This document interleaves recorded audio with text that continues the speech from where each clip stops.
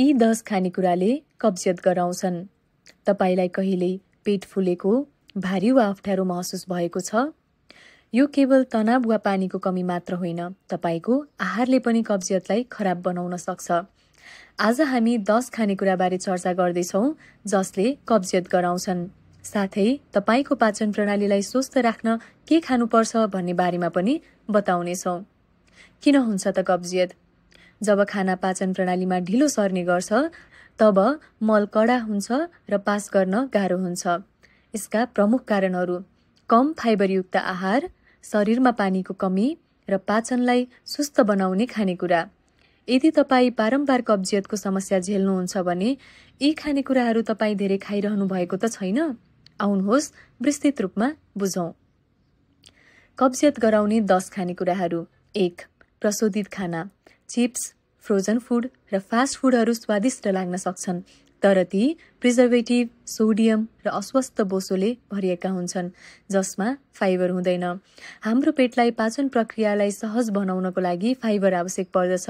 त्यसैले प्रशोधित खानेकुराको सट्टा ताजा फलफूल, तरकारी र स्वस्थ प्रोटिन रोज्नुहोस्।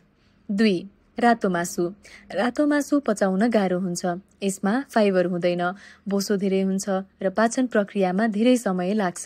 यदि तपाईँ धेरै रातो मासु खानुहुन्छ भने फाइबरयुक्त खानाहरू जस्तै गेडागुडी र हरियो सागसब्जी कम खान सक्नुहुन्छ, जसले कब्जियत झन खराब बनाउन सक्छ। 3. दूध तथा दूधजन्य पदार्थ। दूध, चीज वा आइसक्रिम खाएपछि तपाईलाई पेट फुलेको वा अप्ठ्यारो महसुस हुन्छ?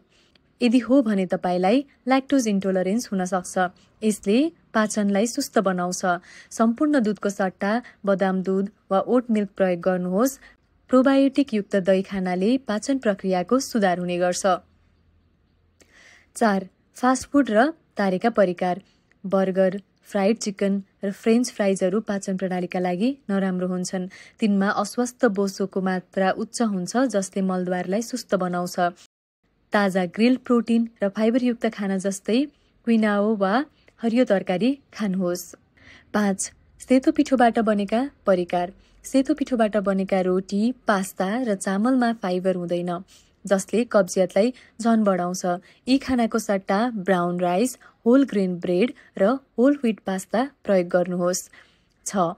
चिप्स र क्र्याकरहरू। प्रशोधित स्न्याक्सहरू जस्तै चिप्स र क्र्याकरहरू कम फाइबरयुक्त हुन्छन् जसले कब्जियत बढाउँछ। यसको सट्टा पपकर्न, बदाम वा होल ग्रेन क्र्याकर्सहरू रोज्नुहोस्। 7. काँचो केरा। केरा पाचनको लागि राम्रो मानिन्छ, तर मात्र पाकेको खण्डमा। हरियो केरामा रेसिस्टेन्ट स्टार्च धेरै हुन्छ जुन पचाउन गाह्रो हुन्छ र कब्जियत निम्ताउन सक्छ।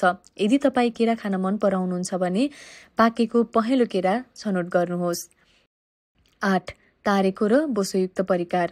तारेको खाना पचाउन गाह्रो हुन्छ जसले मलद्वारलाई सुस्त बनाउँछ। यदि तपाईँ बारम्बार फ्राइड फूड खानुहुन्छ भने कब्जियतको समस्या हुन सक्छ।